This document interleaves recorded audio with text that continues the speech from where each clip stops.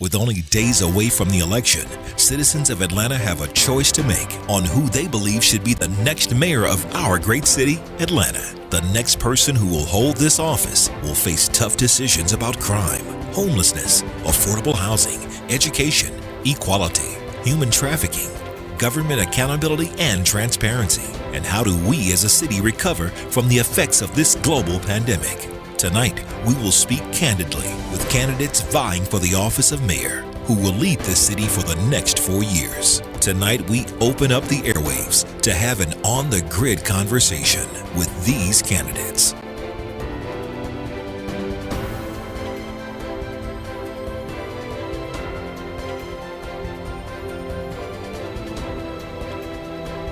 Live from Smooth Jazz 101, Smooth Jazz 100, WJZA, in partnership with Stukes Management LLC and the 100 Black Men of America Incorporated. This is On the Grid Conversations with the City of Atlanta mayoral candidates. Here are our hosts for the evening, Alfreda Stukes, President of Stukes Management LLC, and Thomas W. Dortch Jr., National Chair of the 100 Black Men of America Incorporated, followed by Greg Davis, Vice President of Davis Broadcasting, who will introduce your moderators for the evening. Smooth Jazz 101, Smooth Jazz 100, on-air personalities Renee Miller and Art Terrell.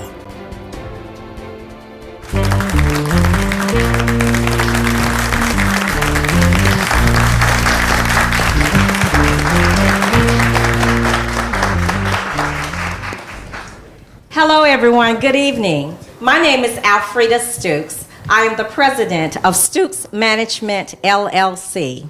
It is my honor for me and my co-host, Thomas W. Dortch Jr., the national chair for 100 Black Men of America, to host this most critical event, which is a conversation amongst the City of Atlanta mayor candidates. Again, the conversation today is we wanted to have it in a relaxed atmosphere. We wanted to have it where you, the viewers, the listeners, can feel as though that you have your feet kicked up at home and you're listening to a real live conversation. We understand that citizens across the city of Atlanta and beyond are tuned in today. Today is the time that you need to make your decision. We are 9 days away from the election. What better way to have your voice heard than to vote? So with that being said, we want to go on and get started. I'm going to turn this over to my co-host, which is also my friend and my brother for countless years, Mr. Thomas W. Dortch Jr. Thank you. Well, good evening to everyone. I want to begin because I understand leadership is everything. I have 5 chapters of 100 Black Men in the metro area. I know Keith Milner, my chair of the 100 Black Men of Atlanta. I want to thank them for joining in and working and being supportive and what we do with the young people in community. So I have to say that I'm in my 14th year as the national chair of 100 Black Men, and before they kick me out, I figured I better do the right thing. But let me say to the candidates that are here, thank you. I know it gets to be a long road that you've traveled. You've been at every debate, and you've been putting in the time, and that speaks volumes about you because you want to make sure your voices are heard and for the citizens to make a decision. I've seen your work, and it's important for all of us to understand that the mayor of Atlanta is not a miracle worker, it's a leader. And so the work that has got to be done in this city will be done by community, by faith communities, by business folks, by community leaders. But you got to have people who listen, and that's the important thing about these leaders that are here today. Working with Frida, who's like my little sister, she's been engaged in the community and what she's done with the coalition and with so many other initiatives. When she called, I answer, because there are people like her throughout this city. I've lived here 50 years. My children have gone through public school here. My grandchildren are here. I love this city. I would not live anywhere else. And so for me, having someone who's going to protect this city, but more importantly, protect the citizens of this city. And so for those who are listening today, this is not something to be taken lightly.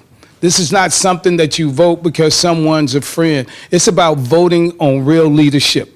And so we're at the turning point as we deal with the pandemic. So I hope you'll listen in, hear what's on the hearts of our leaders that are here, but more importantly, whoever wins this seat, we have a responsibility to work with them, to support them, and do the job that has to be done, because Atlanta is one of the greatest cities in the world.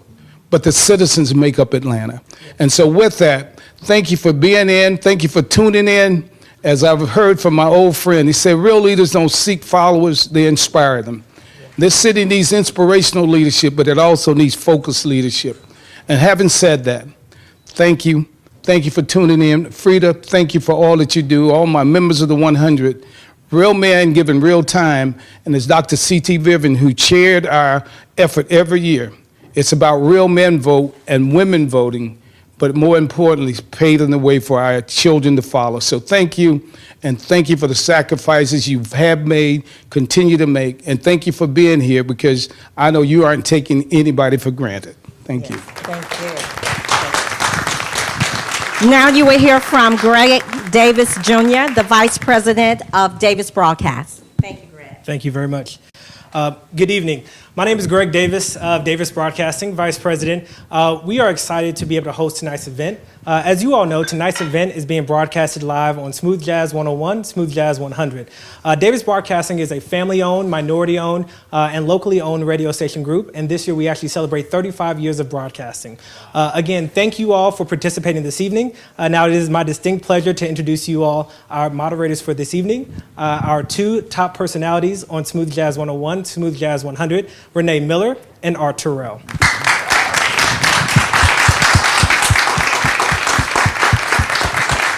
Once again, welcome to On the Grid Conversations with City of Atlanta mayoral candidates. Again, my name is Art Terrell, and my legendary co-host today is none other than Miss Renee Miller. We want to thank everybody for tuning in, Facebook, and also on the app, and also on Smooth Jazz 101, Smooth Jazz 100. I want to remind people, first and foremost, early voting runs through October 29th. For details, you can go to the websites of DeKalb County and Fulton County and check your registration status, please.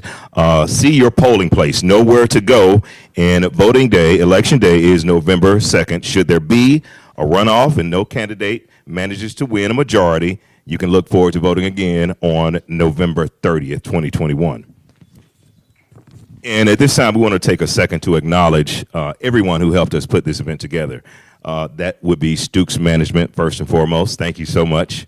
The 100 Black Men of America, AARP, Talk of the City, and we want to also acknowledge the incredible Ashley Stukes West from Georgia Power for doing interviews of our candidates earlier, and my longtime friend and an amazing TV and radio personality in her own right, Miss Tawanda Black from WPGN. Thank you so much.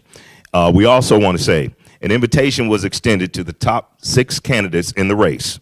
2 declined. All 6 were invited in a timely manner, so we want to say thank you to those that saw it important to be here. We really want to say thank you.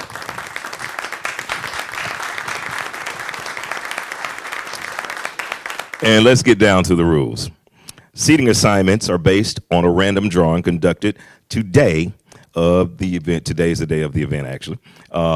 Each candidate will be provided a 1-minute opening statement. The opening statement order will be based on a random drawing conducted today. Each candidate will be provided a 1-minute closing statement. Closing statement order will be based on the random drawing which took place today. The first question will be directed to the candidate positioned at the far left, seated for the initial answer, and then proceeded clockwise. Not all questions will be directed to each candidate.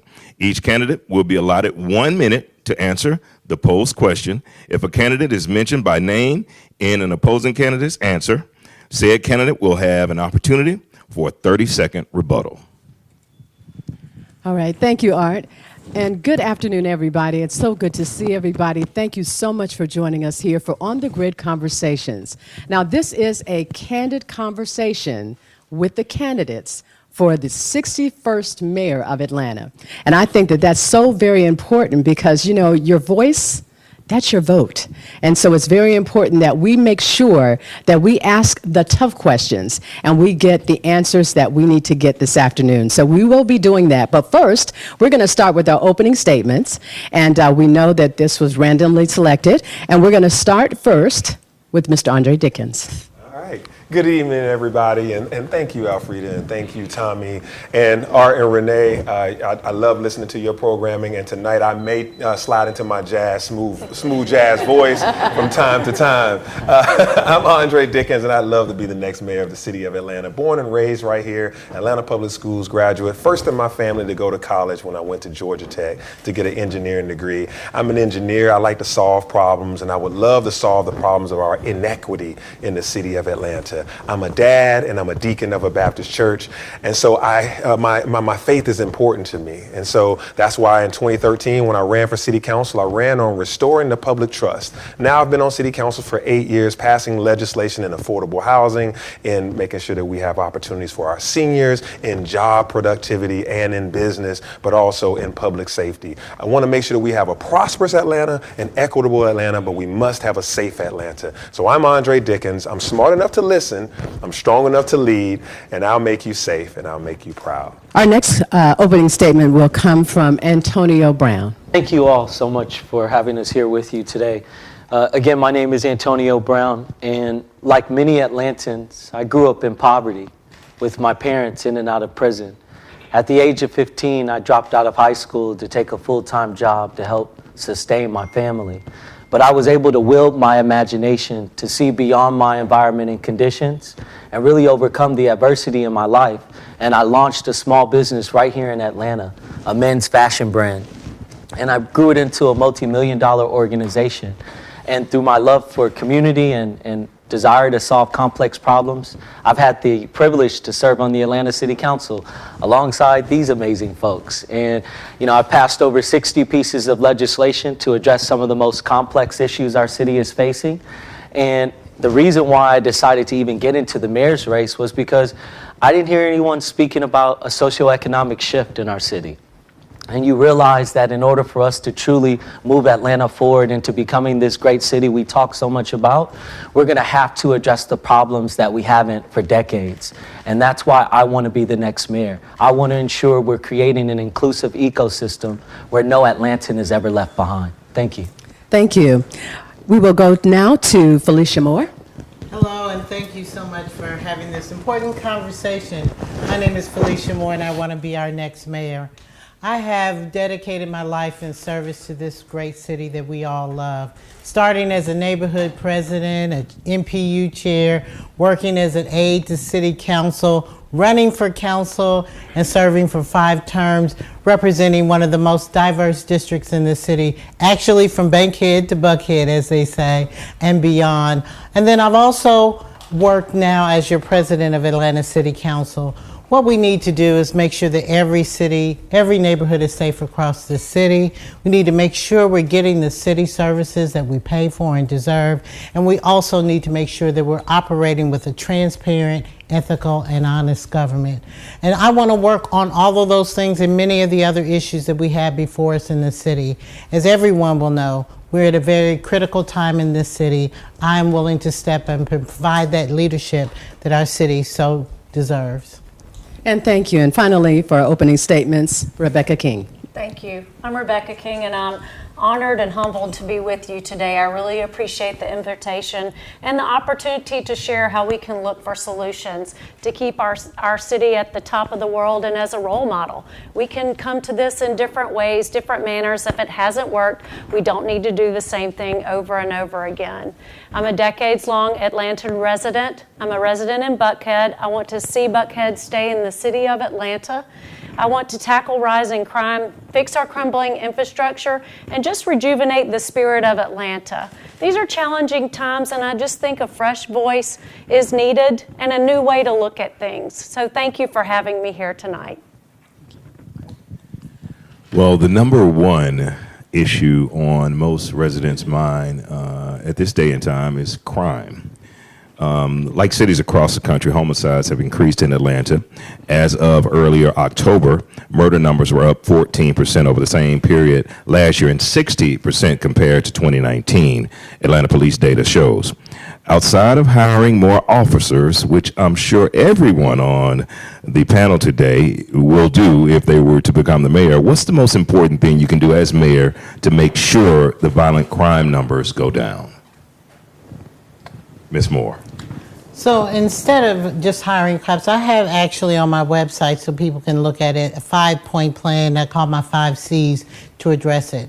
So one of the things we need to do is start now for the future. And that's focusing very heavily on our children, making sure that they have employment opportunities, mentorship, after-school programs, keeping our eyes in and on our kids. As it relates to the officers, we need to make sure that we're having better community relationships with our officers. I want to lower that blue wall of silence, so to speak, so that we can weed out any bad officers that we have so people can feel comfortable in their interactions with our officers. I want to make sure that we're also focusing on the courts and what we can do about repeat and violent offenders that keep getting out on the street even after the officers arrest them. Then we need to look at code enforcement in and around our bars and nightclubs, making sure everybody's on the level playing field and everybody's playing by the rules. And then most importantly, involving the community, because the community is a key to solving crime in our community. Thank you. Ms. King. Certainly. The first thing I would like to do is expand the pre-arrest diversion program. Right now, it only runs Monday through Friday, 7 to 7. It needs to go through the weekend. It needs to go into the evenings. And we also need community activism in terms of getting our police officers in the community so that people know them, both the adults and the children. We need to be in a situation where we're proactive instead of reactive. When an officer shows up, we're asking them to put themselves in danger and the people around them trying to sort out a tragic situation. I would like to see that and also work with our schools. Probably a lot of these schools know what's going on at home, and we need to give those children wraparound services and encapsulate those families so that we can make them successful so that they're tax producers and not tax receivers in our jail systems and in other, it could even be homelessness or other situations that we're having. Mr. Andre Dickens. Yeah, in 1989, the city of Atlanta had the highest crime rate in the nation. And I was 15 years old, living here, making decisions about my life.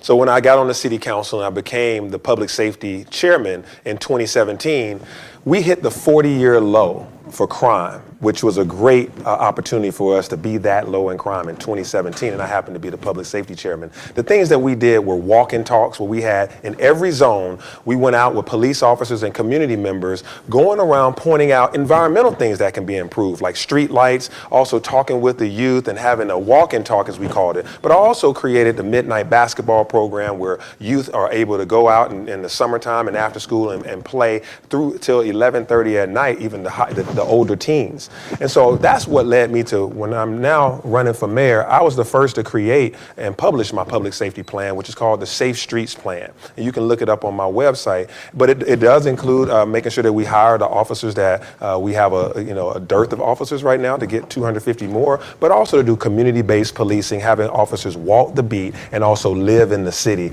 We only have 18% of our officers live here. We have to incentivize them. Mr. Brown. Yeah, so my perspective on crime is pretty different from some of the candidates. I don't believe we need more police officers on the streets of Atlanta. Atlanta has 1,600 plus officers. That's more than the state, national, and peer city average. And that tells you that it's not a capacity issue with regards to the number of officers. That tells you we need to reconstruct our public safety system. And we need to reconstruct how we operate within our communities with our police force. So as mayor, one of the things I'm really going to focus on is a reevaluation of the function and responsibility of police.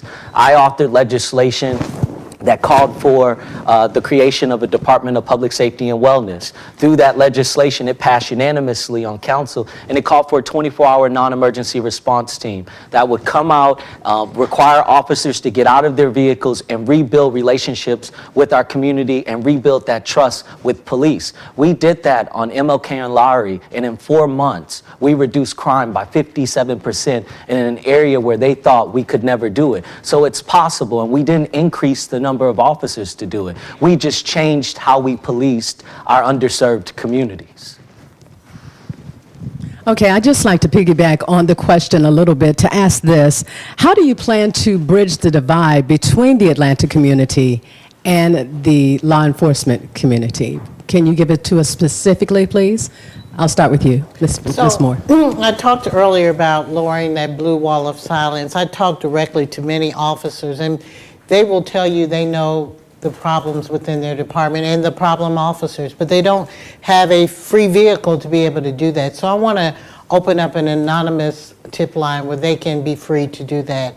I also want to look at internal affairs and seeing how we can pull that out and make it external, so that we are sure that when we have officers that have incidents, that they're not being policed by themselves. Also, we need to make sure they get out in the community and talk to the community. There was an excellent program, one of the officers who left the force, but he comes back and do it. Clippers and Cops, where I've gone and they go to barbershops and they have real, raw conversations about what happened when I got pulled over that I didn't like, and an officer can explain either why that happened or why it shouldn't happen. We got to have those one-on-one conversations, and we even need to go back to officer friendly for our young kids so they can interact with our officers in a different way than seeing them arrest someone.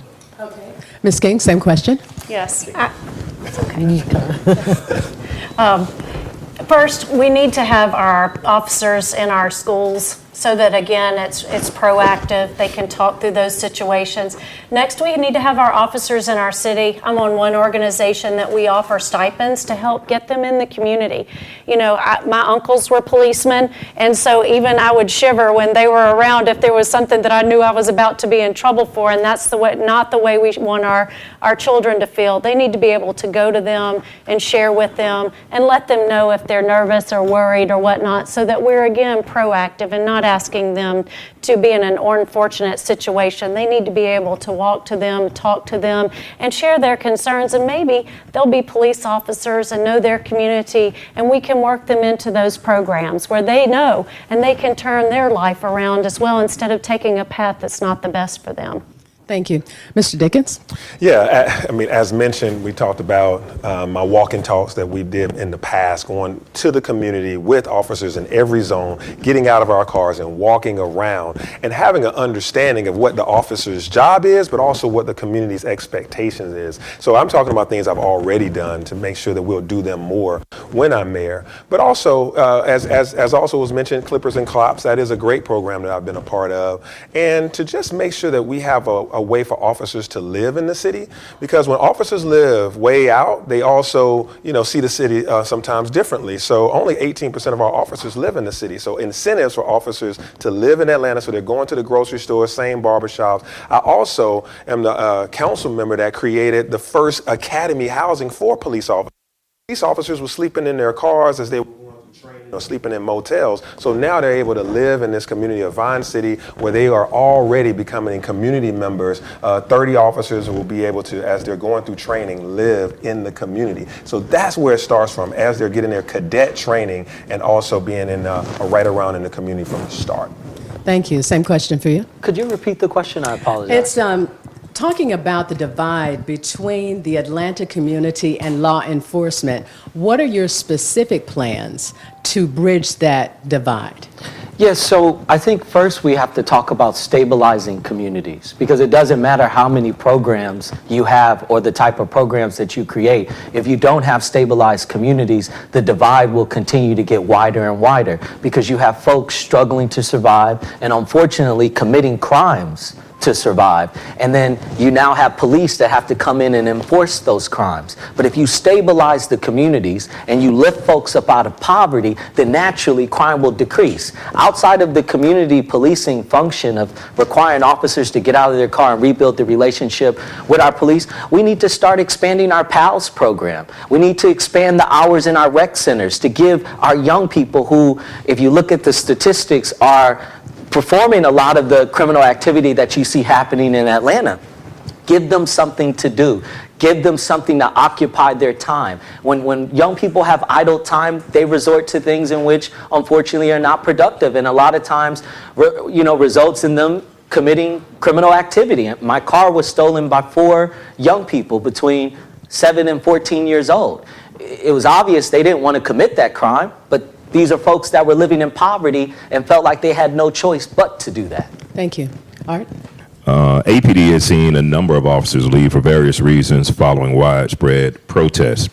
What's your message to a police department in serious need of a morale boost, and your message to parents who are still concerned about their child coming in contact with police?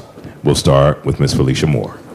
Well, my message, I will start with the message to parents, and that is that I understand.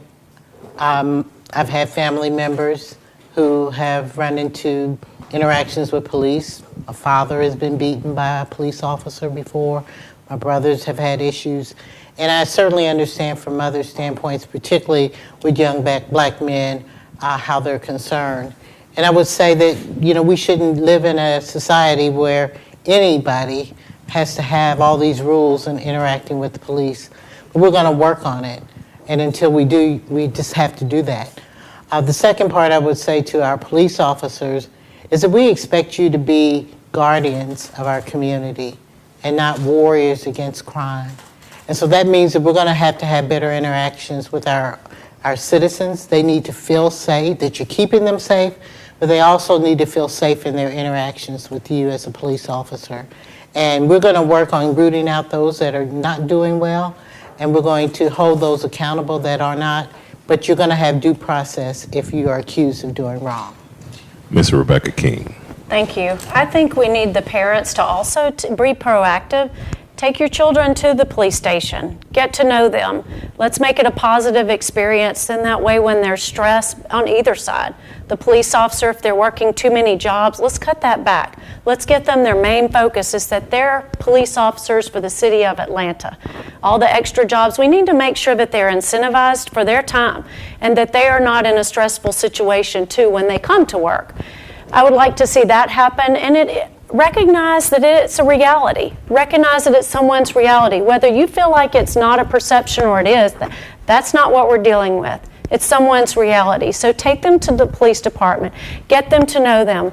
Get a conversation. Invite them for coffee. There are plenty of officers that will get out and have coffee with you. Let's get them into the school, and I'll ride with the police officers. There used to be many programs, and I know there are some now if you're on the Citizens Board, but I'll be happy to jump in that car and ride with the police officers and experience it firsthand from their side, too. Mr. Dickens. Yeah, it's a difficult question to answer in 1 minute, but here's what I'll say. We have to make sure that we have a balanced approach to our public safety. It's about safety and justice at the same time. So that's why we have to support our officers, but also hold them accountable. Actually, you should support the mayor and also hold the mayor accountable, all public servants. And so that's why I would say the first thing is to let them know, the officers know that we're in the fight with them against violent crime and that we'll have their back, but we'll also give them due process if an issue occurs. The second thing is to go to roll call, like I've done before recently. I go to Zone 1 roll call, bring them food, talk to the officers to see what's going on. The third thing is to make sure they're paid appropriately, and that's what we did in 2019 by giving officers the largest raise in the history of Atlanta with Mayor Bottoms and this council. But the other thing is I have a daughter that's 16 years old. We've gone to protests, and we've actually spoken out about changing the standard operating procedures of police officers to change the training to a 21st century training model, to be able to have de-escalation tactics, to be able to have racial sensitivity and conflict resolution. It's about safety and justice. It's not just about cops with badges and guns, and it's also to make sure that our youth are not afraid of officers, but see them as a part of the service network. Mr. Antonio Brown. Yeah, I think our city leadership has failed us with regards to public safety.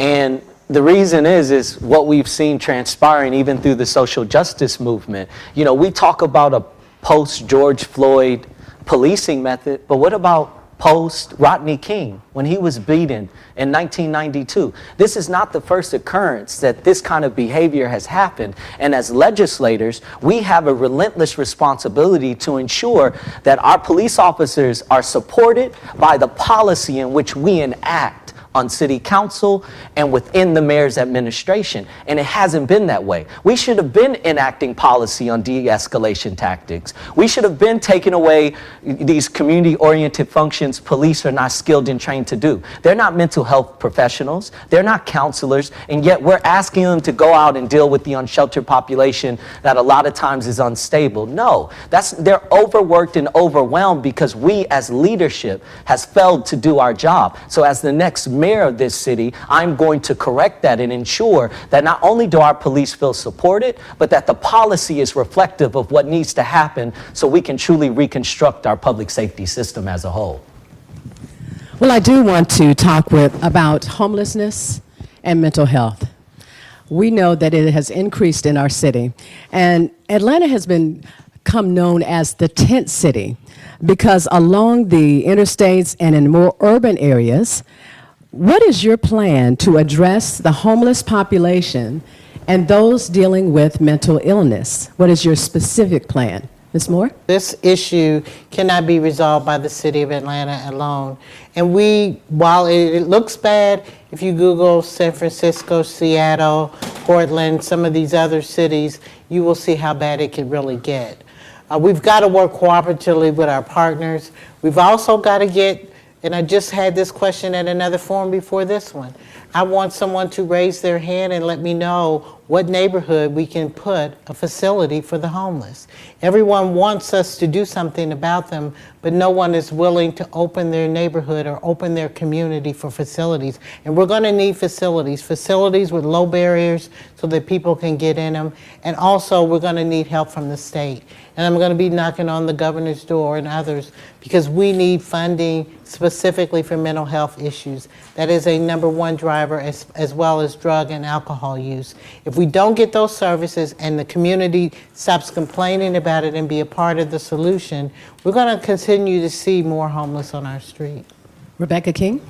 Yes, in my administration, I would like to put a liaison, a person that will identify those resources. A lot of them are there. We have a lot of giving organizations and people in Atlanta, but it's just finding out about those resources. I spoke to a gentleman that's a veteran, and all he needs is his DDE. I hope I'm pronouncing the paperwork that he needs. He's waiting from somewhere else to get that, and he said, it's getting cold.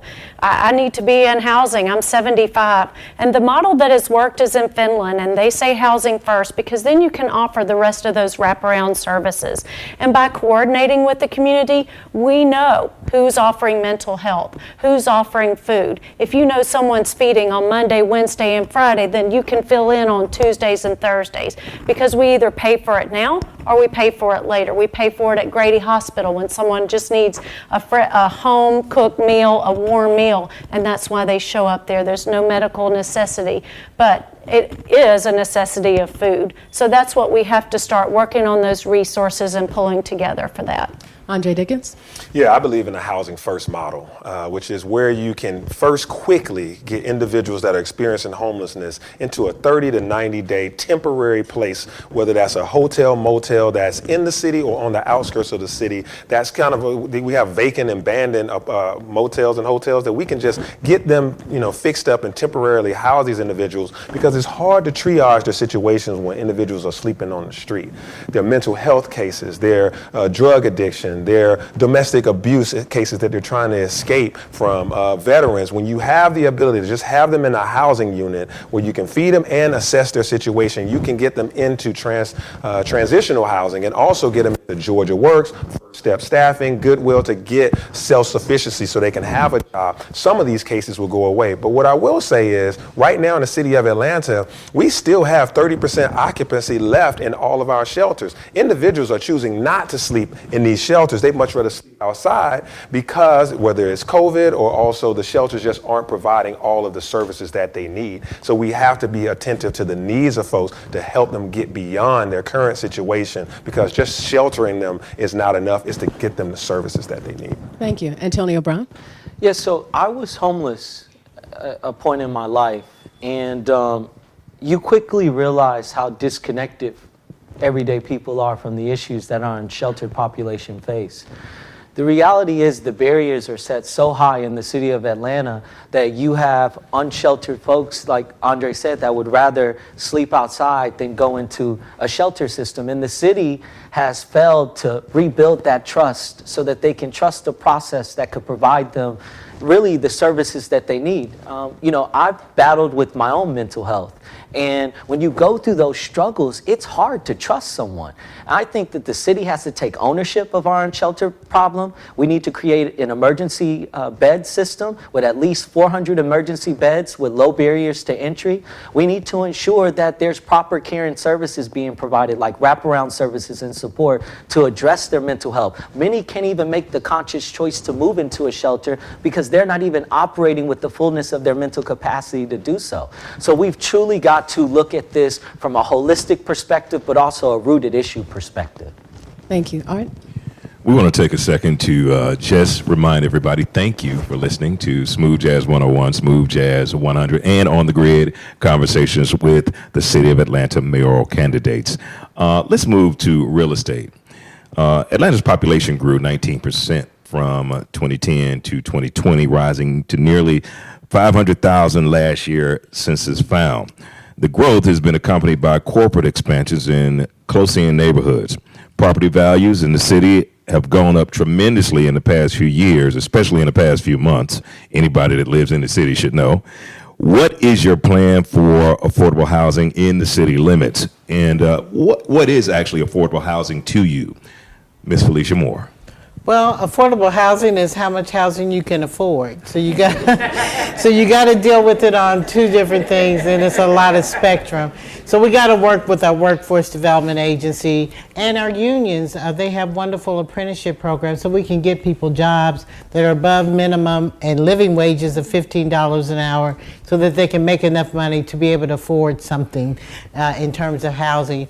But we need to look at affordable housing and how we can provide it. And I always like to look at what do you have that's readily available to you. And we know we have city-owned property that we can build on. We know that we have property that's been vacant for over a decade in our housing authority properties where we tore down all of the projects that we can build on, that we can then control it because we control the land. And we also have a vast amount of property in our land bank authority that we can work with nonprofits and individuals to get those back on track so that we can provide housing for people. So what I'm saying is, first of all, we got to make sure people can afford it. And then we need to be able to use the resources that we have and put them online because we can control the costs. Ms. Rebecca King. Thank you. It's not only about affording the house that you rent or where you live, it's also about being able to eat and have the services around you. So to put someone in a neighborhood that you might not be able to afford anything else, but then your rent or your mortgage, that's not affordable either. So we need to work with the residents that are already in affordable housing, have them job training, education, so that hopefully they can move into home ownership, because home ownership is where you build pride in your home, your neighborhood, and in your community. You're much more likely to volunteer, be engaged, and watch out for each other. So I'd like to see that happen first, in addition to, as President Council Moore mentioned, the number of vacant properties boarded up that you ride around and see. If we're not able to work through the state, then let's go to those homeowners. If they're not willing to do what we need to get them and help out the community where there's not such blight, then there's a different way. We need to address that with purchasing, with Invest Atlanta. We need to work with people when they come through Invest Atlanta with better customer service so that we get the call, we get them all the way to the end with ownership. Mr. Andre Dickens. Yeah, a lot of these things we're going to sound like a broken record because we all say the same thing. And actually, I thought we were going to go so that Felicia won't sound like the smart one every time. I just kidding. Let's move it around a little bit. But no, seriously, what I want to do is build or preserve 20,000 units of affordable housing in 8 years. And we're going to build rapidly on Bowen Homes, Bankhead Court, Hollywood Court, Herndon Homes, and Inglewood. You guys know these properties that are sitting vacant right now. The last time they were built on was when Shirley Franklin was mayor. So that's a travesty, and it's disappointing that no mayor has done that since. And so what we have to do is preserve affordable housing also, because there's units that are affordable right now, but landlords and developers come flip those windows up, put some stainless steel, some granite, and next thing you know, they double the rent. So we have to be able to help them preserve those units and keep them affordable for people. But then we have to help our seniors stay in place by freezing their tax increases so that seniors won't be locked out or blocked out of all this growth that's happening in Atlanta. Using community land trusts, land banks, and the Atlanta Magazine called me the affordable housing champ because I created the most legislation and helped to build the most affordable housing policies in the city of Atlanta over the past 8 years. Mr. Antonio Brown. Yeah, so, we're in a housing crisis. And it's not because we haven't had plans to build thousands of units of affordable housing. Every mayor who has come before us running has claimed to put forth the number of affordable housing units that they're going to build. The reality is they've never done it because we're not building smart enough and fast enough. So whether it's affordable housing or just housing, period, there is a large population of individuals in this city that will be unsheltered soon because we have not done a good enough job as a city to prevent people from becoming unsheltered. We have to use modular development. We need to use it to build fast at a fraction of the cost. We can build in 4 to 6 weeks as opposed to traditional construction that takes us 8 to 9 months to build. When we can build fast and meet up with the demand, we wouldn't have to worry about affordable housing, and we can leverage the city-owned land to build these modular development units on to ensure that everyone has access to the housing they need. Okay, we do want to thank our sponsors once again, Stukes Management LLC, also to the 100 Black Men of America Incorporated, thank you, to Smooth Jazz 101, Smooth Jazz 100, and also to American Technology Video Production. Thank you so very much for providing the video services that you are today. On the topic of housing, one of our sponsors, which is AARP Georgia, would like to know this. Do you think the current property tax credit programs are enough to incentivize home ownership? If yes, how? If no, how do you plan to address it? Ms. Felicia Moore. Okay, so I think that it is not the only thing that we can do, and there's more that we can do, and I think that we have to first help people who want to be homeowners. That's number one, to get more people being able to purchase property, keep up our down payment assistance program. It's a little known secret in Invest Atlanta, but also making sure that people have that down payment assistance so they have the ability to get into their first home.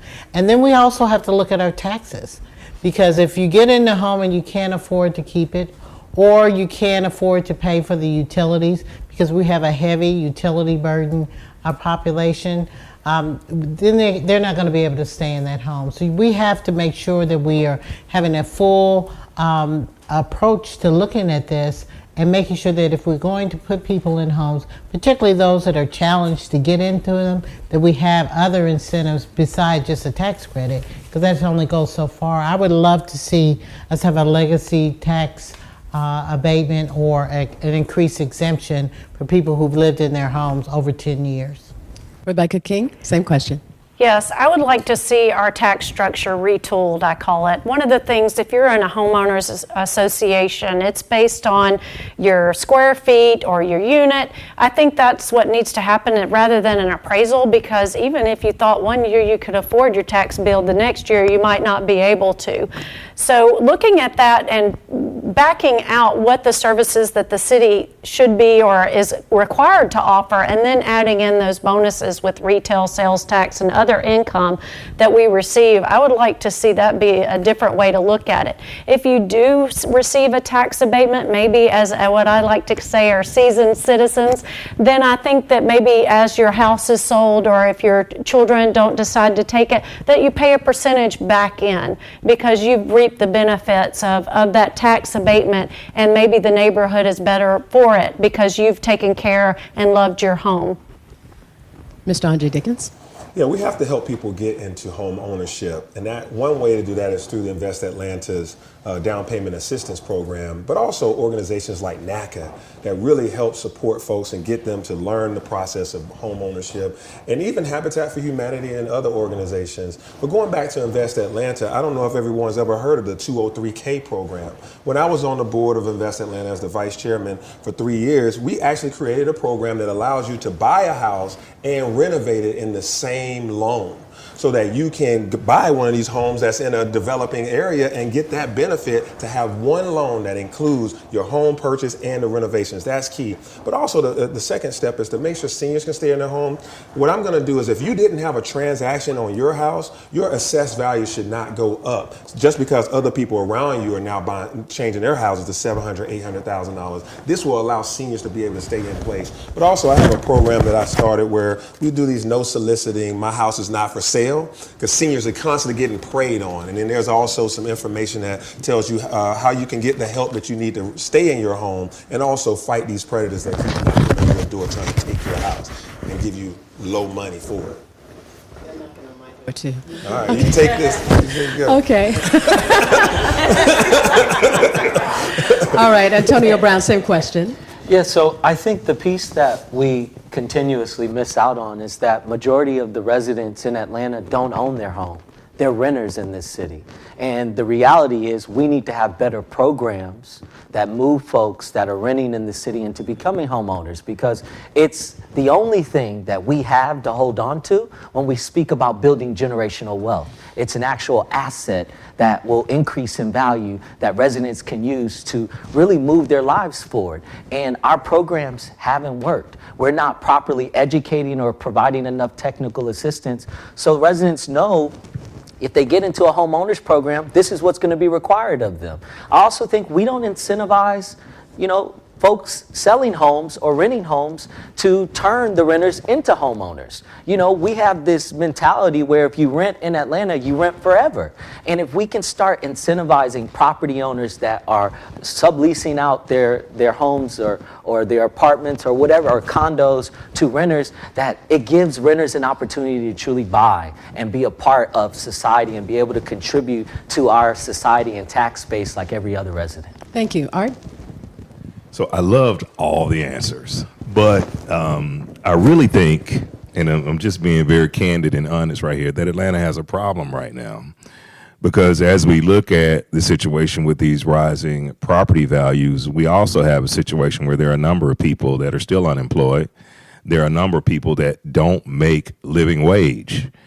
And you have a property that, was valued at $40,000, say 6 months ago, is now $120,000 or $150,000 off of Martin Luther King, or in the West End, values could even be more. Probably wouldn't sell for as much 6 months ago, or probably sell for more 6 months ago. But you kind of get what I'm saying. So with the living wage conversation, with the astronomical property values, how do you make this situation affordable for Atlantans who don't really make the money? And since I want to mix it up a little bit, we'll start with Mr. Brown this time. No, thank you. So I spoke about how generational poverty is a contributing factor to a lot of the conditions. I represent communities where the area median income is $19,000 a year. And part of the reason why I created legislation to look at a $250 million workforce development bond, which would teach career trade opportunities in information technology, transportation, infrastructure, is because if we don't stabilize our communities, I don't give a damn how many programs we have in the city of Atlanta. If folks cannot afford to live and sustain in Atlanta, it doesn't matter. And if we don't create a socioeconomic shift where we move residents in poverty into the working middle class and give them the opportunity to contribute to our city's tax base, we won't have enough money in the city to fix our roads and sidewalks. So it's like common sense. Lift up those in poverty, lift up your small businesses, give them access to the resources that they need, and allow them to thrive and prosper, because when that happens, all of Atlanta prospers. Mr. Andre Dickens. Yeah, so this is a very important question because what you find is I started off as city council in 2014 and I was all about affordable housing, and I still am. And what you do is you end up building on the housing side of the issue. But the other side is the affordable incomes. Right? You can continue to build, but you'll be building forever as this disparity between what people can afford continues to climb. Since 2010, the housing cost has increased by 50%, but wages for working folks has only increased by 10%. So at some point, everybody begins to be cost burdened. So we have to work on incomes, which is why I created a technology career program that trains people, low income folks, how to get $50,000, $60,000, $70,000 jobs with just certifications. I do that in 4 months. I've trained 500 people over the last 3 years, and we will do so much more of that when I'm mayor. I'll create the Atlanta Department of Labor, where we have apprenticeships with unions, where we do on-the-job training for our local offices and stuff in the city of Atlanta. We will make sure that people get great paying jobs in Atlanta, so therefore they can be able to afford housing in the city of Atlanta. Ms. Rebecca King. It starts in my administration, and I would say we have to be a role model with the city and to make sure that we're elevating people that maybe they're starting out at an entry job, but we want to keep them in the city and we want them to elevate themselves, be it education, job training. It also is with the companies that are coming in. Those companies need to look to our workforce, they need to look to our certifications and get those apprenticeships, those programs, so that we get those jobs, a percentage. Also for our contracts, it doesn't need to only be a minority-owned company. They need to hire a number of minority people so that we don't just have a figurehead and one person making something and the rest are not there with them. Ms. Felicia Moore. Well, on the affordability side, I talked about this earlier, and there are many opportunities for us to get our workforce development agency actually working, making sure that when we have contractors, they have a first source to go to get good people to get into employment and get them in jobs above minimum wage and above living wage. But we also got to look at the neighborhoods that we have now that are affordable and making sure that we can preserve that affordability, helping seniors be able to stay in their homes longer with housing rehab, making sure even just not seniors that are there that need some help so that we can preserve the affordability we have, build on what we have in terms of vacant property where we can control the cost of the housing, and then the market is going to be the market, and as I have witnessed it over the years, it will always correct itself. At some point there's going to be another crash, and then we're going to be talking about another conversation. But until then, we deal with what we have, use the resources that we have, and maximize those, and maybe even an anti-displacement fund like they're being used in other areas of the city, making sure that that's more robust and it can be utilized across the city. All right, I live in the city of Atlanta, so I actually get to vote in this specific election. And, you know, something that really has deteriorated is the trash cleanup in our city. It is filthy.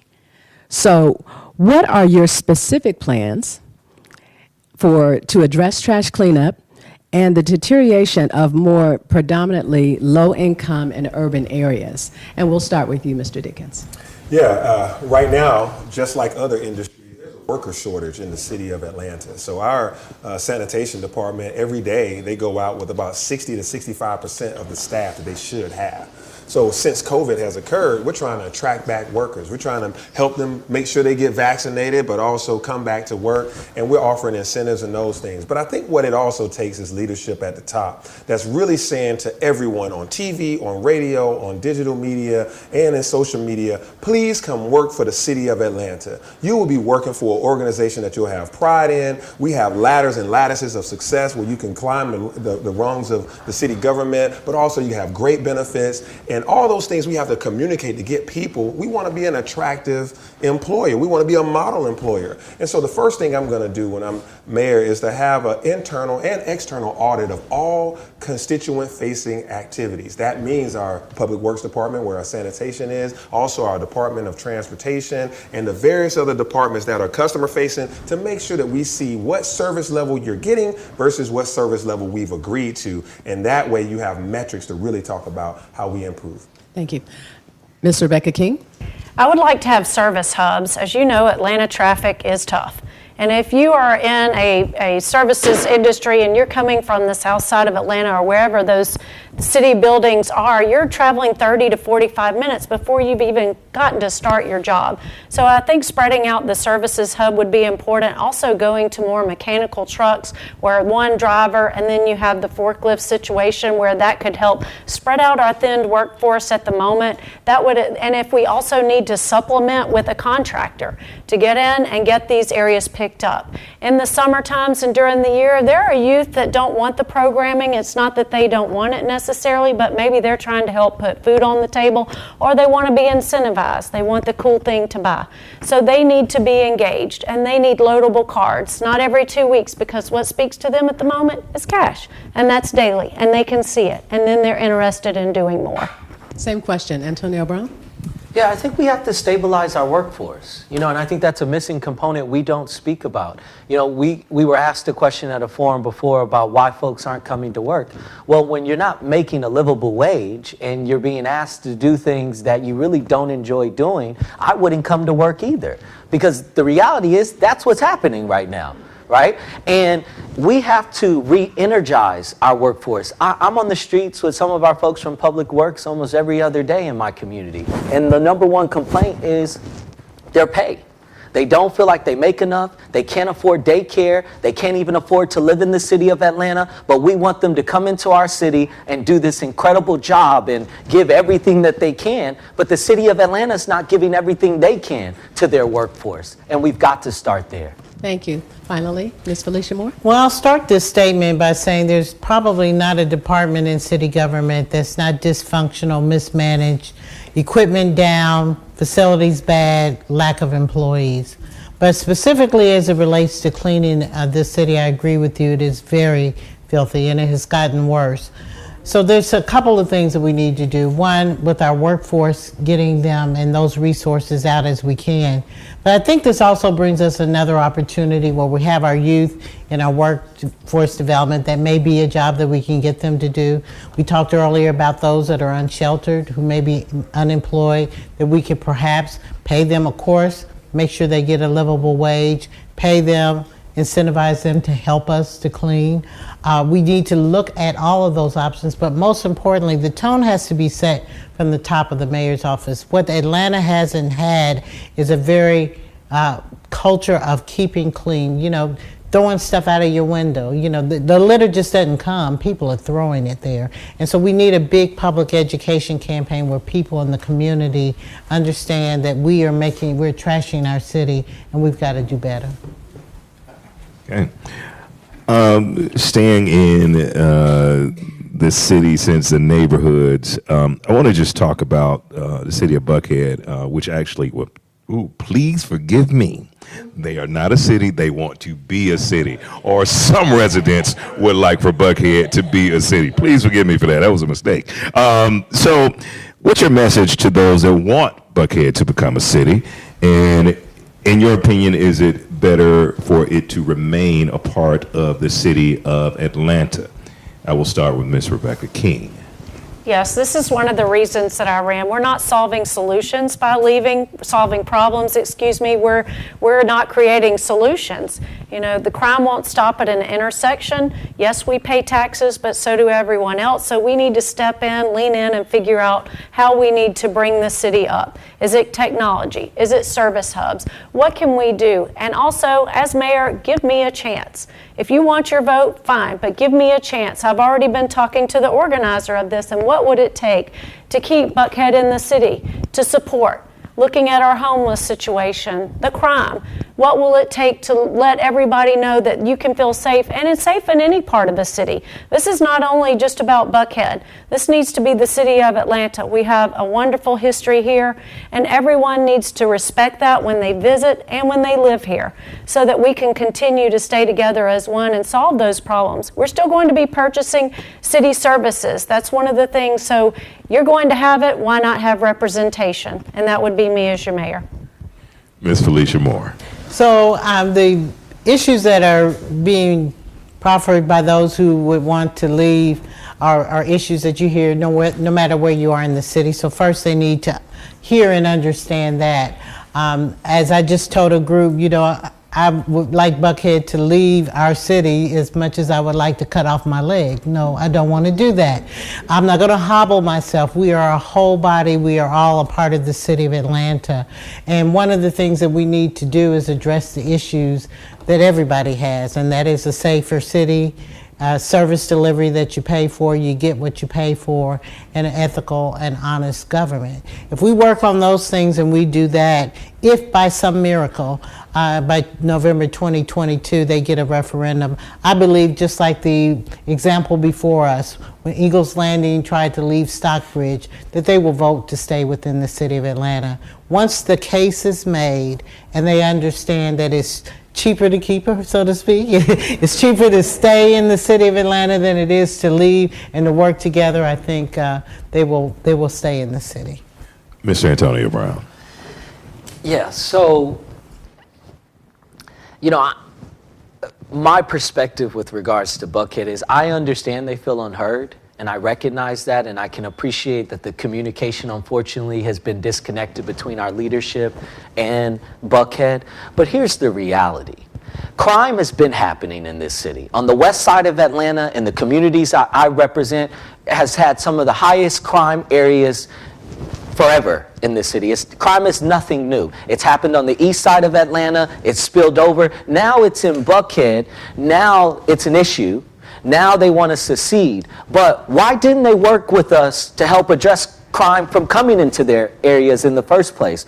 How long has English Avenue, Vine City, Bankhead areas been in dilapidated conditions? How long have they been underserved and under-resourced? And Buckhead represents 37% of the city's tax base. Let's have a real conversation here that, yes, we don't want you to leave, but we all have to be great stewards of this city, working together to move Atlanta forward.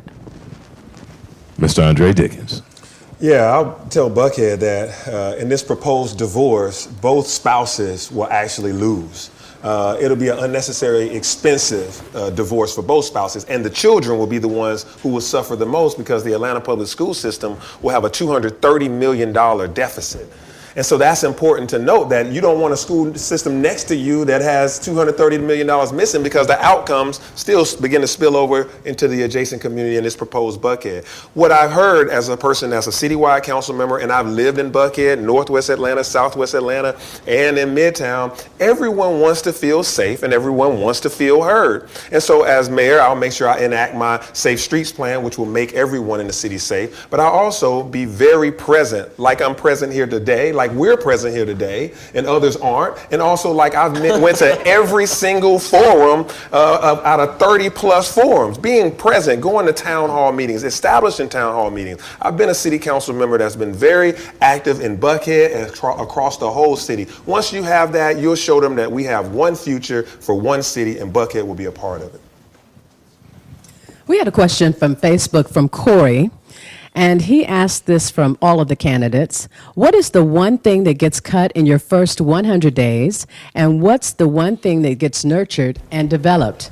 And I'll start with you, Antonio Brown. Wow, of course you would. You wanted to go first. You wanted a question, now you got it. Can you give me some time to think about that? No, I think that the one thing that I would probably cut is the disconnect between the mayor's office and city council. I think, unfortunately, there's a huge disconnect in communication and us working in a collaborative way. I've been on council, for a little over 2 years now, and unfortunately, it's been one of the worst relationships I've ever had, working in partnership with someone else to do good for a city. And I think we've got to change that. And the one thing in which, what was the latter part? I apologize. It's the one thing that gets nurtured and developed in the first 100 days. I think we need to start nurturing and developing our people in the city of Atlanta for once. I think we need to start investing in people and not just our big businesses and the people that have been benefiting from this system for a very long time. We need to lift up those that have felt unheard. We need to lift up those that have been neglected. We need to lift up the communities that have gone without for generations. And we need to ensure that they have an equal playing field in this city, and that they have an opportunity not to sit at the table, but to be the table, and their elected officials are being invited as a guest to that table. Thank you. Rebecca King? Any perks that come that are just fluff. We're lacking in city services. So I would like to do a deep dive into the budget. If there's food, banquets, yes, we want people to feel good, but we're in a time of a crisis, so you can't spend on all of these things. And in terms of nurturing, I would reach out to everyone that we've kind of not turned our back on, but been in contention with. The governor's office, Atlanta Public School Boards, anyone that we need to say, come back in. It's a new start. I don't know what you've had before. I'm not here to call who's wrong or who's right, but here's where we are today. It's a fresh voice. Let's talk. Thank you. Ms. Felicia Moore? I think the first thing I would look to cut is a lot of the ghost employees and a lot of the political appointed people who are really not producing but have been there for a while or recently. That I believe that we need to make those positions productive positions that will benefit the community. And the thing that I would nurture would be our grant-funded programs like our Workforce Development Agency that can really be a benefit to our community that has gone lacking, as well as our HOPWA program, Housing People with AIDS, that has needs for the people who provide that service so that we can get the housing. And I also want to make sure that we look at some of the other areas that have been left from previous administrations, those cans, so to speak, that have been kicked down the road that haven't received any attention. Thank you. Andre Dickens? Yeah, I'm a technologist and an engineer, and I think that what we should cut is about 3% across every department and replace it with technology to be able to streamline and improve our service delivery without just adding more people and adding more fluff. I believe that would, on a $700 million general fund, that'll generate about $21 million in savings that we can place in other places to be able to give people opportunity and a leg up in the city. So I think the cutting, besides cutting any clouds of corruption, I would say should cut excess that's in the government by replacing that with technology. And the thing that we have to add is what I mentioned before, my Atlanta Department of Labor, because we do have a workforce development agency that's mostly catering towards the Fed money, but we have big businesses in this town that I've required them to hire local talent through my program, and as mayor, I'll make sure they do that across the board so that we give people a pathway out of poverty and opportunity to be able to be successful in this city. So I would add the Atlanta Department of Labor, which can then get people to working. You're listening to On the Grid, conversations with the City of Atlanta mayoral candidates presented by Stukes Management and the 100 Black Men of America. I'm Art Terrell. My co-host is the amazing Renee Miller. And on our panel this afternoon is City Council President Felicia Moore, businesswoman Rebecca King, City Councilman Andre Dickens, and City Councilman Antonio Brown. We want to thank you all for participating as we continue. We're still in a pandemic. Even though things are on track to get back to normal, there is a very real threat of another variant could once again cause mass chaos. We're well aware of the war that went on between the city of Atlanta and the governor's office. Having seen what we've been through, if things were to get out of control again, what are your first steps to get the city back on track? Andre Dickens. Yeah, we lived through, three of us were sued by the governor along with the mayor. So we've lived that tension between the state and the city. And we have to bridge that gap. We have to make sure that the city and the state work together, specifically on areas that we agree. And where we disagree, let's see if we can not be disagreeable and have attacks that are personal. So hopefully with the new mayor and the governor, we can actually work through these differences. But specifically with COVID, we have to follow the science. The CDC is in our backyard, it's here in Atlanta, and we have Fulton County and the Cobb County Health Authorities and Grady Health Systems. This is important for us to be able to make sure that we get people vaccinated, and our employees are the first ones that we have to incentivize to get vaccinated. And if they don't, after a while, we have to do mask mandates, and eventually, we do mask mandates now, but eventually we might have to go beyond carrots and go to sticks, like the requirement that you get vaccinated or you pay more in your insurance. And then we also keep doing that across the city, but also help these small businesses that have faced negative effects of COVID by giving them incentives, which we do have in our CARES package, to help them with their business loans or to be able to get back up and running. Ms. Felicia Moore. Could you repeat the question one more time? I'm sorry. What steps would you take should the city happen to get out of control because of another variant to ensure that we stay on track? Well, of course, you do have to have that conversation with the governor, because whatever you do at the city can certainly be overridden by the governor. And there may be disagreements, and we've had between the city and the governor those disagreements, but I believe you have to say, look, I disagree with you in this way, and I'm going to publicly state my disagreement. But then you have to learn how to be disagreeable publicly in a way that the public doesn't see it as a dismantling of a relationship. We at the city have mask mandates. We have to incentivize our employees to get vaccinated. We may have to get more stringent depending on how more dangerous the next variant is, and there will be another variant and another variant. But we got to also make sure that our public is safe. When they come in City Hall, we need to get back in City Hall. We haven't been back in City Hall since mid-March of last year. And we really are losing, I'm seeing the productivity of City Hall is unraveling. So we've got to find a safe way to get people back in the building, back to work, and also make sure that they are safe and the public is safe as well. Ms. Rebecca King. Yes, it's interesting because one of the things with the governor or state laws, if you're incorporated or domiciled in the state, then you have to follow the state's laws supersede anything that the city does. So you're already in conflict there, whether you're arguing with someone or not, and you need to recognize that. The businesses have to follow what the state says. I would still encourage following the science and speaking to your health counselor. What might be good for me might not be good for you. I know that's hard to say, but we also want to incentivize. I'm vaccinated. I would serve as a role model in that situation. And maybe we need to bring public health and health advisors to our city hall and have them talk to them so that they can sort out their own situation if they're not able to afford medical care, if they're not able or don't understand or want more information, and to speak to different people. It's not just the CDC, but any reputable source. And we've seen enough studies now, and I trust people to do the best for themselves and for those around them. If we're not going to enforce a law, why are we having it? We can't put an undue burden on our officers. Let's look to our businesses to make their decisions. Mr. Antonio Brown. Yes, so I grew up Jehovah's Witness most of my life, and I was completely disconnected from politics. I didn't understand the Democrat-Republican system, and you know, it seemed so divisive. And now that I'm actually in the belly of the beast, you can see it firsthand, right? Because even with the disconnect that's transpiring between our elected officials, like our governor and our mayor, I think a lot of it is politically driven. If you remove the politics from human lives, you can focus directly on what is the most important thing, which is our residents, and how do we ensure that they are safe and that they have adequate resources and opportunities to make the right decisions for themselves. I don't think we have, or we should be, putting mandates on anyone.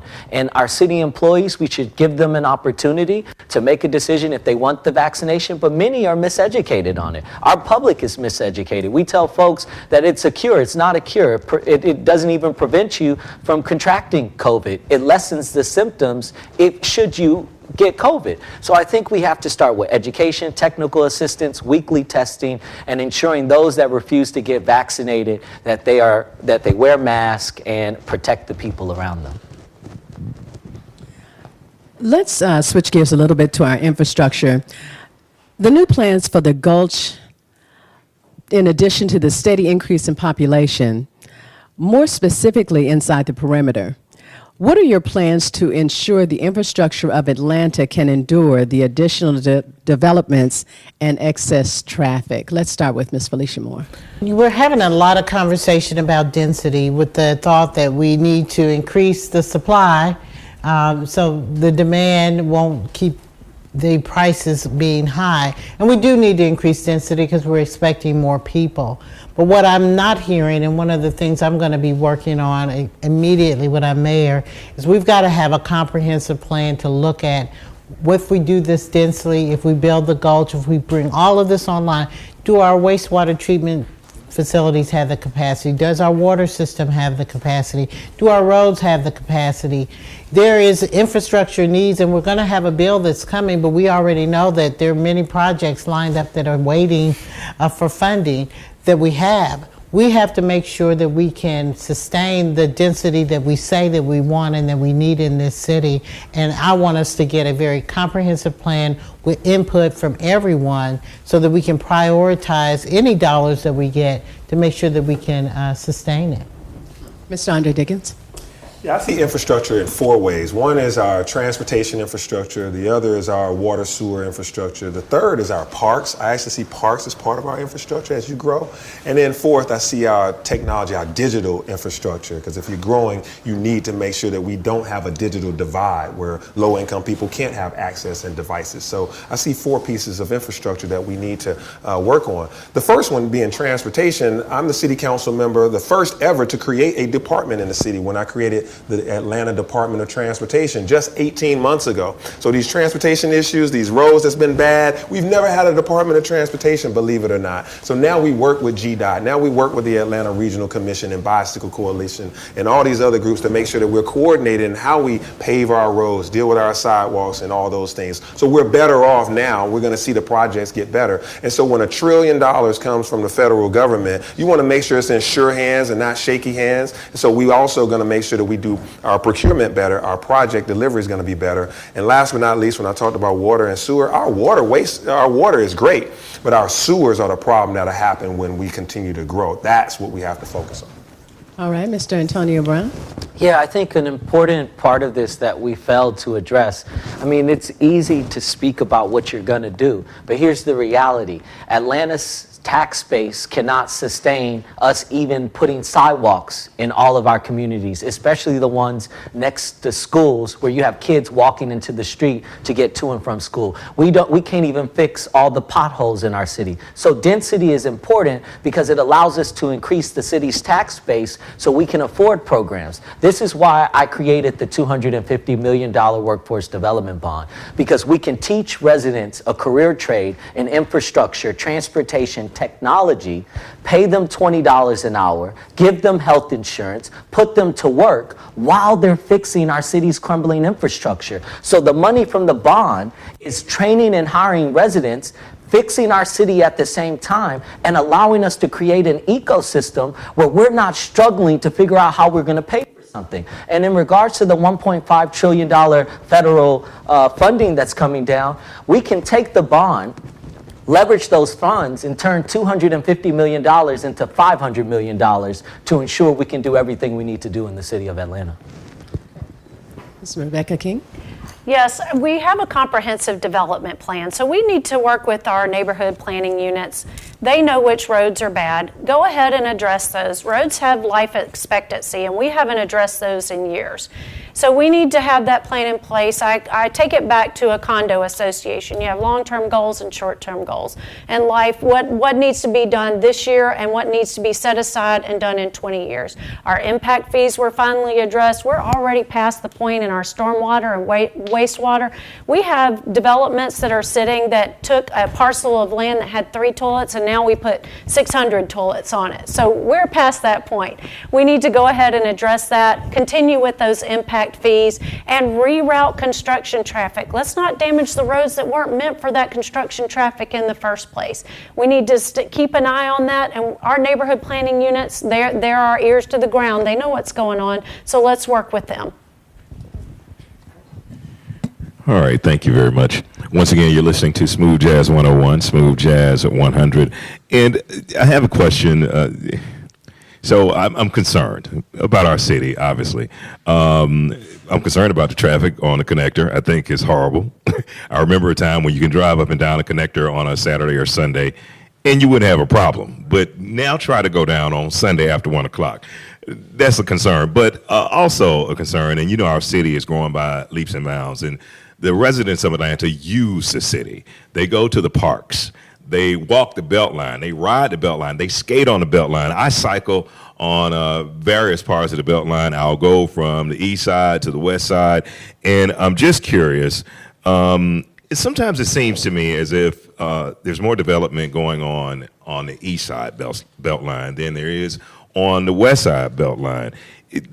Is it possible, if you become mayor, to get a little parity here? You know, can we can the South Side Beltline become just as clean as the East Side Beltline? And when I ride, I get a different feeling when I'm in various parts of the city.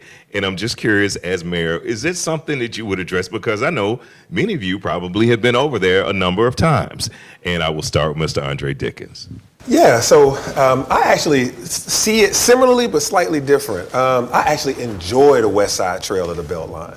The East Side is crowded. Everybody's over there, so I want to make sure we get transit around the Beltline as it was originally intended. We're supposed to have light rail going around there, so when we get this $1 trillion coming down, I want to make sure we have a transit system on there to connect 45 neighborhoods, 20 schools. Imagine kids going to school that way. But I actually created the Beltline inclusionary zoning policy that now requires every new development to set aside 10 to 15% of its units for affordable housing, because 96% of everything that was built on the Beltline was luxury, far out of reach for the average Atlantan. So having parity is about making sure that we have affordability for people all around the Beltline. And when you do this, you have to be careful what you ask for. If you want everything to look like the East Side, then you're talking about a whole bunch of luxury that will gentrify the South Side and West Side. So I want to make sure we do it in a balanced way, which is why I required affordability across the Beltline. And the West Side is just special. It's more trees and lush and plush in terms of an experience that's a little less crowded. So I like the differences of the Beltline. They both have character now. They have character. And I only ask this because just recently I was riding on the East Side Beltline, and over the past month or so, I noticed that on either side they install like a track area. Yeah, so like track. if you're running, you can run on the track area, which is on the side. But if you're walking or cycling, you have the center area, and we don't have that on the West Side. So that's what made me ask the question. But I'll continue with Ms. Felicia Moore. Well, I think the reason why you're seeing the bifurcated lanes are on there is because it's such heavy traffic. There's so many people on that they're starting to segregate it so that people can not run into each other. But on the Northwest Side in particular, there's still some property acquisition issues that have to be resolved. And we saw this when we first established the Beltline. There is not all the areas were equal in the beginning. And so where they were prosperous before, that's where the development went and where people were interested in. But we are starting to see more of it on the other parts of the Beltline. I think the trails are great, but what we really need is the transit so that we can connect north, south, east, and west so that people can get to other parts of the Beltline in a seamless way, that we can get people out of their cars and into transit. Everybody complains about traffic, but nobody wants to admit that they're part of the traffic. You're part of the traffic. I am. But we've got to also work on getting transit culture in the city of Atlanta. All right, Mr. Antonio Brown. Yeah, I think what you stated was absolutely true. The West Side part of the Beltline comes off as an afterthought. It was the last piece of the Beltline that has been created and even developed. That's a problem. Why didn't we start on the West Side? But if you think about it, well, the whole West Side has been an afterthought. The schools are still underfunded, they're under-resourced, communities have lived in generational poverty for over 40 years, and we've got to spread out the equity. And when you talk about a transportation system, it's one that the residents of this city don't trust. There's no trust there. The MARTA board doesn't even ride MARTA. So how are they dictating what's happening in communities when there is no ridership from the board? You need a board that actually rides MARTA and understands the issues from a first-hand basis. And we've got to stop playing this politic game where we want to say the nice things because they sound good, and we need to call them what they are, exactly what you said. The West Side needs improvement, and we need to make it at the forefront of our thought process when we start thinking about how we move Atlanta forward. Ms. Rebecca King. Yes, the transportation is an issue. If you're running errands or if you're even trying to get to work, you've spent half your day in the transportation. So what benefit is it to be efficient? It's not efficient. I would like to see our schools work with our MARTA, and get them on that bus rather than our public school system. That would take a load off of our public schools in terms of cost and get them on our transportation system. And yes, let our legacy residents stay we need to work with them, but first, because I'm worried if you go ahead and develop right now, if you don't have your legacy residents secured, it'll be gentrified so fast they'll be pushed out. Because it is a wonderful thing, and I love the transportation around, because that's another concern that we need to make sure that we keep going in the right direction. At this time, we'll pause for station identification. Thank you for listening to Smooth Jazz 101, Smooth Jazz 100. This is On the Grid Conversations with the 4 candidates here. And first of all, we'd like to say thank you. We're going to begin with our closing statements. And before we do that, we just have to say thank you to Stukes Management, LLC, also the 100 Black Men of America Incorporated, along with AARP of Georgia, and Smooth Jazz 101, Smooth Jazz 100. But we want to start our closing statements, and we're going to start in the order that you all came up with at first, which is Antonio Brown, 1 minute. Thank you so much for this opportunity. I think it's important, if you take anything away from this conversation, that you understand that Atlanta is standing on the precipice of being this great international city we talk so much about, or becoming a city we don't recognize. And we need new leadership. The leadership in this city has failed us for far too long, and over again, expecting something different to happen because someone has moved into a different seat of office in this city. The reality is, if we don't create a socioeconomic shift in this city and move residents from poverty into our working middle class by providing them access to a living wage job, health insurance, resources, if we don't lift up our working middle class and our small businesses, we will not have in Atlanta. We must build an inclusive ecosystem where no Atlantan is ever left behind again. Thank you. Andre Dickens. Yeah, thank you for this opportunity to talk to your listeners and to talk to everyone here today. Thank you for your leadership. I feel like this election is not like any other. This election is about the future and the soul of the city of Atlanta. Are we going to move forward in peace, productivity, and prosperity, or are we going to go backwards to displacement, destruction, and corruption? We're not going backwards in this city. We're moving forward to prosperity, equity, and in safety. What you'll get with me is the same things that I've been talking about, is affordable housing, making sure that we build or preserve affordable housing to give people a leg up and the opportunity to stay in the city of Atlanta. You'll also get the opportunity for people to be trained to get great jobs, that they won't just be people in this city of Atlanta that's a haves and have-nots, but folks will get trained to be able to make 60, 70, and sky's the limit, $70, $80,000 jobs to be able to grow and have access to opportunity in this city. You also get someone who's an engineer that knows about transportation and about infrastructure. That's why I created the Department of Transportation. We will be a better performing city when I'm mayor. I'm smart enough to listen, as I said, but I'm strong enough to lead, and I'm ready to lead right now, and I ask for your vote. Thank you. Ms. Felicia Moore. Atlanta, the choice is yours. And I'm asking you to choose me to be our next mayor of the city of Atlanta. Everyone, no matter where you are in this city, want the same things. We want a safe city. We want a city where the dollars that we pay for our city services, that we get what we deserve. We want a transparent city. We want an ethical city, and we want an accountable city. We have a lot of tough decisions ahead and a lot of issues that we have to address.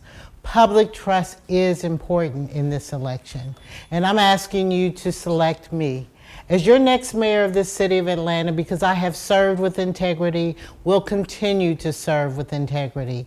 It's important to the brand of this city that people know that we have a government that you can trust, and that we are trusting in serving the people of Atlanta. So please, go to FeliciaMooreForMayor.com. If you haven't already joined our team, join us. Atlanta wants more. Atlanta needs more. And Atlanta deserves more. Thank you. Ms. Rebecca King. Thank you for having me. I really appreciate your time and for doing your research to see. I'm a businesswoman, a community advocate, and a mother. A community advocate that wants to see us work together and to change things. As a mother, when something's not working, you change it. It's been said, when you do the same thing over and over again, don't expect a different result. I'm here. I want to see us create solutions and get through these challenging times. Atlanta is a great place to live. She has a great history, and we want to show that history for generations moving forward. We want to keep her in the right spot, the right path, and rejuvenate her spirit so that we're all working together as one and we can be a role model for anyone in the world. Thank you. We'd like to thank our listeners that are listening on Smooth Jazz 101, Smooth Jazz 100, and also who are listening by stream on our Facebook stream. Thank you so much for giving us this time for the On the Grid conversations, this candid conversation with these candidates. And we look forward to the race that's coming up on November 2nd. We wish you all well. And early voting is going on right now until the 29th. So please get out there and early vote if you can. But right now we're going to return to our regularly scheduled program on Smooth Jazz 101, Smooth Jazz 100, and we're going to connect you with the art of soul and jazz with Melvin Miller.